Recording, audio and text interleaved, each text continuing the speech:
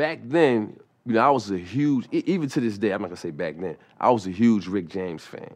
When I was in the Navy, I had all of his joints. I used to be in the mirror singing his records. I used to be able to do a pretty good Rick James. So I used to sing Mary Jane. I mean, he's the only person that I actually paid to go to his concert. You know what I'm saying? Because back then, we used to bum rush concerts. I don't know if they still do that, but we used to come with like 50 guys and bum rush. Just rush the door. Maybe they would catch 2 or 3, but the other 30 or the other 30-something guys would get in. And I was always one, we would get in. You know what I mean? I mean, the Nassau Coliseum, I remember one time, the Nassau Coliseum has these giant plate glass windows going all the way around it. I remember this big buff guy named Sabu picked up a garbage can, just broke one of those shits, and niggas ran through the glass before it could even break all the way. You know what I'm saying? Got shredded, you know, to get in to see Earth, Wind & Fire, man. It was off the hook back then. I'll never forget the first night I met him, you know, that's the first person that I would say out of all the celebrities that I met that I was starstruck. And I remember we got in a limo and he started kicking it and he was mad niggerish, man, which was, you know, right up my alley. He was buck wild, you know what I'm saying? He was a regular dude. And he had mad pimping styles, man, mad pimping skills, man.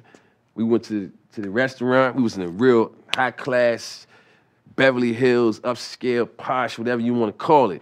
And he came in and was talking to the whitest, blondest, blue-eyedest, most purest American apple pie eating white woman, like this. Come here, bitch. I'm Rick James. Licked the whole side of her face, man.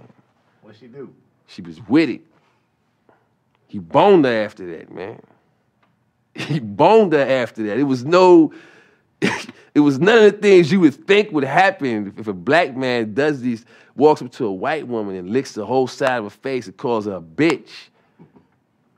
All right? What other wild stuff you seen him do with women? Oh, man. I seen him tell women, pull out their titties. You know what I'm saying? I seen him tell women, order women to serve another man, give him a blowjob. I seen him do it all, man. Anything that's part of something you would think a pimp would do, and this wasn't a pimp, this is a rock star. It wasn't no pimp, it was just a straight up player, man. He wasn't trying to, it was like, that's how he was rolling, man, and the women was all with it, man. I got a good friend that broke up with his girl because he took it to one of the concerts and Rick called on stage and threw his tongue down her throat. She was with it. They were supposed to get married, man. You know what I'm saying? He's seen his fiance sucking Rick's tongue on stage, Madison Square Garden, man. This shit really took place, you know what I'm saying? Anyway, get back to back then, you know, we started really getting tight because my man was buck wild. He was, you know, and I had started doing things that I wasn't doing before I got out the Navy. Like I was experimenting with the coke and drinking a little bit more, smoking weed. The whole Hollywood scene, I was drawn into all of that, you know. And my brother didn't do any of this shit, so it was whatever was available for Eddie Murphy on the dark side.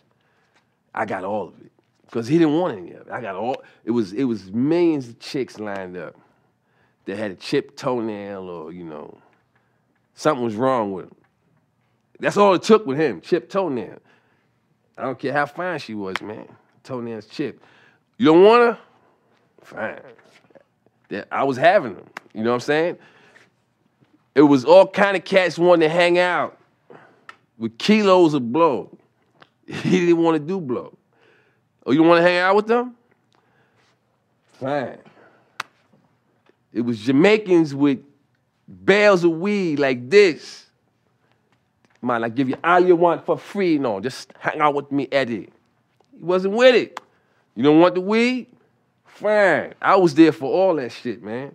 And Rick James was the embodiment of all of that by himself. He had the weed, he had the chicks, he had the drink, he had the location. He's the first person who I went to his house. He had a pool.